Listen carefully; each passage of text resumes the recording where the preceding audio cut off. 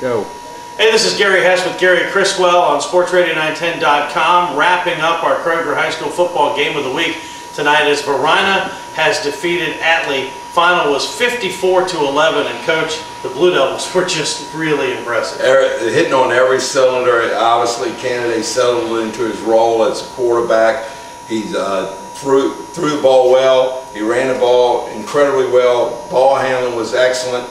They should throw a multiple package at Atlee that include all these shifts and jet sweeps and reverses and play action passes. It was a great offensive performance, and I think every segment, both defense and special teams from Varina fed off that offense. 497 yards of offense for the Blue Devils tonight.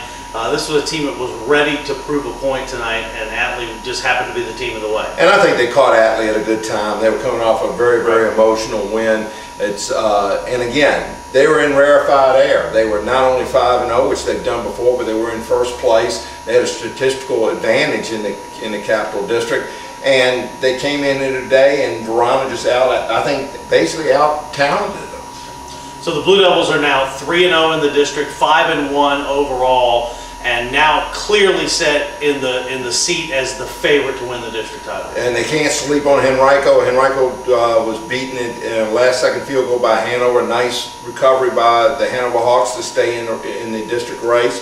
But yeah, it's going to come down to those games now. Everybody's kind of back to even, but chasing Varina, and Hanover has a shot at them. Highland Springs has a shot at them, and of course Atlee's got to recover. They've got to get back against Glen Allen and Armstrong next 2 weeks, and they finish up with Highland Springs and Lee Davis. In the Lee Davis game, Zach Hayden's got the Confederates coming on, so the Capital District race is still very much wide open. As for the Atlee Raiders, they've got to regroup, lick their wounds a little bit, but they'll be a prohibitive favorite the next 2 weeks, and they're still a solid choice to make the Division V playoffs. And they've got that going for them. So this week, they've got to just kind of regroup, get themselves together, execute.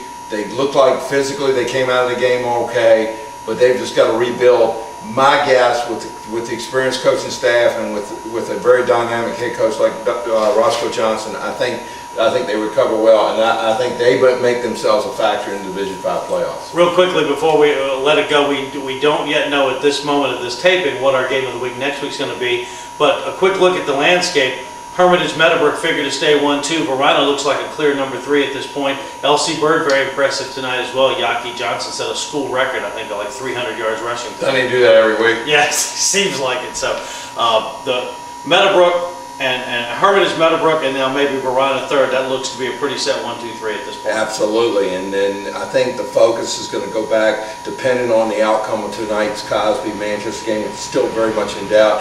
Right. I think the focus as far as the Division VI race is going to be over there, where you could come out of tonight with 4 contenders for for not only the Dominion District Championship, but also if Varina keeps doing what they're doing out here, Division 6 teams are going to win all 4 districts. No at-larges. So there's no at-larges, so there'll be some right. really disappointing teams in the Dominion District, but that makes for drama, makes for a great series of games down the stretch. Right. Final again, Varina beats Atlee 54-11. He's Gary Criswell, I'm Gary Hess, and this was the post-game wrap-up of the Sports Radio 910 Game of the Week on SportsRadio910.com.